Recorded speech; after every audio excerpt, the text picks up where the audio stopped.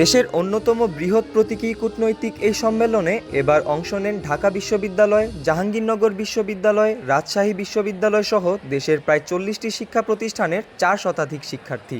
পাশাপাশি আফ্রিকা, আফগানিস্তান, নেপাল ও মালয়েশিয়া সহ বিভিন্ন দেশের শিক্ষার্থীরাও সম্মেলনে অংশগ্রহণ করেন। এবারের সম্মেলনের প্রতিপাদ্য ছিল আন্তঃরাষ্ট্রীয় সহযোগিতার মাধ্যমে নগর শাসন ব্যবস্থা এবং সামাজিক অবস্থানগত ন্যায় বিচারের পুনর্গঠন। এই প্রতিপাদ্যকে সামনে রেখে শিক্ষার্থীরা ৯টি কমিটিতে বিভক্ত হয়ে জাতিসংঘের আদলে কূটনৈতিক আলোচনায় অংশ নেন।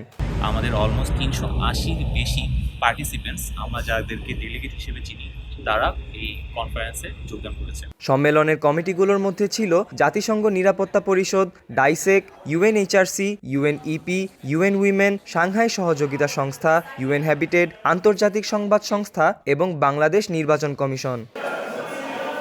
4 দিনের আলোচনায় শিক্ষার্থীরা বিভিন্ন দেশের প্রতিনিধি হিসেবে যুক্তিতর্ক উপস্থাপন, কূটনৈতিক পর্যালোচনা এবং দলগতভাবে সমস্যা সমাধানের চেষ্টা করেন। ওয়ার্ল্ডে এখন কত কিছু হচ্ছে, অনেক প্রবলেমস ক্রিয়েট হচ্ছে, এগুলো সলিউশন সম্পর্কে আমরা রিসার্চ করতে পারবো, আমরা নতুন কিছু জানতে পারবো। এই সম্মেলনে অংশ নিয়ে বাংলাদেশের পাশাপাশি বিদেশি শিক্ষার্থীরাও আন্তর্জাতিক অঙ্গনে বৈশ্বিক রাজনীতির উপর তরুণদের ভাবনা তুলে ধরার সুযোগ পেয়েছেন। আমি অনেক কিছু শিখেছি, এটা আমার জীবনের সেরা অভিজ্ঞতা।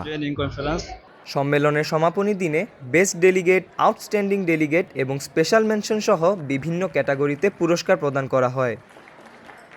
2014 সাল থেকে চট্টগ্রাম বিশ্ববিদ্যালয় প্রতীকী জাতিসংঘ সম্মেলন তরুণদের কূটনৈতিক চিন্তাধারার বিকাশে গুরুত্বপূর্ণ ভূমিকা রেখে চলেছে, যার ধারাবাহিকতা বজায় থাকলো এবারও।